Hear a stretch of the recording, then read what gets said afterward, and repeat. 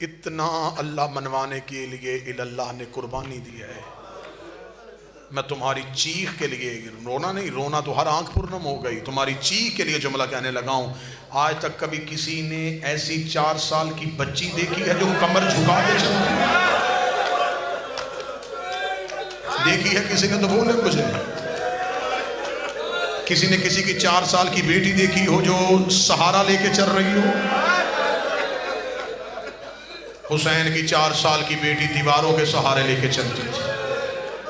جملہ پڑھوں تمہارے قبر تک رونے کے لیے. 4 سال کی معصومہ نے زندان میں سجاد کا چہرہ ہاتھوں پہ لے کے کہا تھا، سجاد مجھے تیری امامت کی قسم اب مجھے تیرا چہرہ صاف نظر نہیں آتا. سجاد میری آنکھوں کی بینائی چلی گئی ہے.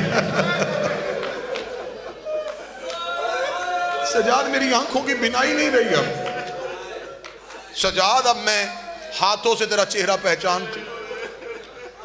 ممبر پہ ہوں. یہ جملہ میرا نہیں، میرا زمانہ طالب علمی تھا جامعہ امامیہ کربلا گام شاہ، پرنسپل علامہ حسین بگجاڑا صاحب سے. میں اوائل میں زمانہ طالب علمی میں کربلا گام شاہ مسجد میں ایک اصحال ثواب کی مجلس ہو رہی تھی. علامہ حسین بگجاڑا مجلس پڑھے، جاڑا صاحب نے پڑھتے پڑھتے ہی جملہ کہا کہ حسین کی بیٹی کو بھائی کا چہرہ ہاتھوں سے دیکھنا پڑتا تھا، اور معصومہ کہتی تھی سجاد میری آنکھوں کی بینائی چلی گئی ہے. میں خود چشمدید گواہ ہوں. ابھی اتنا جملہ کہا، یہ بالکل قریب ایک بزرگ بیٹھے تھے، وہ بول پڑے. انہوں نے روتے روتے خاموش ہوئے، رو کہنے لگے حسین بگجاڑا صاحب آپ صاحب تفسیر القرآن ہیں، آپ کی ہر بات میں کوئی نہ کوئی دلیل ہوتی ہے. میں اصلاح کے لیے پوچھ رہا ہوں کہ کیا شہزادی زیادہ جاگنے کی وجہ سے بی بی کی آنکھوں کی بینائی چلی گئی تھی؟ اتنا جملہ کہنا تھا، حسین بگجاڑا کی چیخ نکلی، رو کے فرمایا زیادہ جاگنے کی وجہ سے نہیں، شمر نے مارا ہی اتنا تھا. رو رو کے کہتی سجاد میری آنکھیں پھٹ گئی ہیں، سجاد میرے رخسار اتنے زخمی. اجر کمال اللہ، اجر اللہ مرحومین کے درجات بلند کرے، مالکنی نوازوں پہ رحم فرمائے. شہزادی اپنے در کے علاوہ کسی در کا مارا اتنا گیا تھا، آنکھیں زخموں کی وجہ سے بند ہو گئی تھی.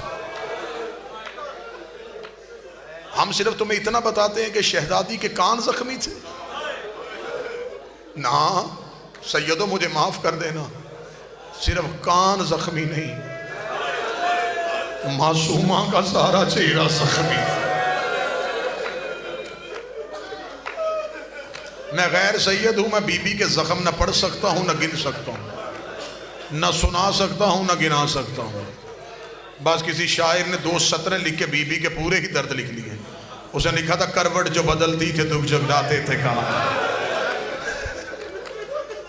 جب تلک زندہ رہی سونے سے گھبراتی ہے.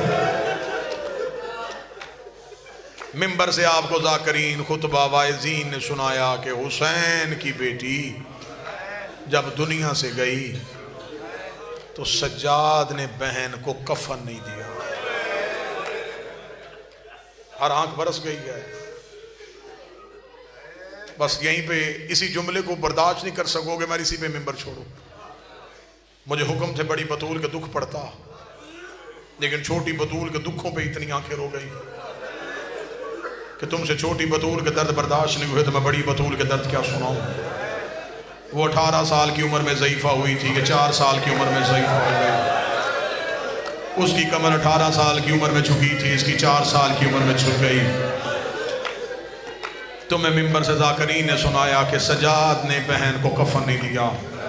تم یہ سن کے روتے رہے کہ شاید مولا بازار میں تھے، حالت غربت تھی، سجاد بہن کو کفن نہیں دے سکے. مجھے سر پہ قرآن رکھ کے بتاؤ جس کے بابے کا لباس جنت سے آ گیا تھا وہ بہن کو کفن بھی جنت سے منگوا کے دے سکتا تھا. سجاد نے اپنی ابا کی چادر بھی کفن میں نہیں دی. اس کا مطلب ہے مجبوری سجاد کی غربت نہیں تھی، مجبوری کوئی اس سے آگئی تھی جو ممبر سے پڑھی ہی نہیں جا سکی. اگر میں پڑھ دوں تو سید برداشت کر لینا اور امتی گلیوں میں روتے ہوئے اپنے گھروں تک چلے جانا. میں ہر امتی کے گھر کے بستر تک رونے کے لیے روایت کا جملہ پڑھنے لگا، مجھے بول کے بتاؤ حالت غربت کی وجہ سے امام نے کفن نہیں دیا تھا؟ میں بات کھول کے نہیں کر سکتا، میں غیر سید ہوں، میں مثال دے دیتا ہوں۔ 10 محرم کو ماتمی کرتا ہے، زنجیر کا ماتم، ماتمی زنجیر مار کے قمیض پہن لیتا ہے، شام کو اپنے گھر آتا ہے، بہنوں نے کرنے ہوتے ہیں بھائی کے زخم صاف، ماں قریب آ کے کھڑی ہو جاتی ہے، رو کے دی قمیض آہستہ اتارنا، تیری قمیض تیرے زخموں میں پھنس گئی ہے، تیرے زخموں نے تیری قمیض کو پکڑ لیا ہے۔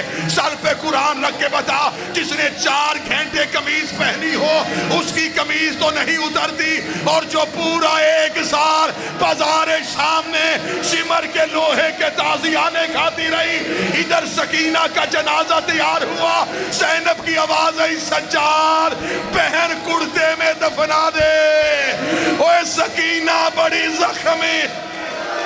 اللہ لعنت اللہ علیکم الظالمین۔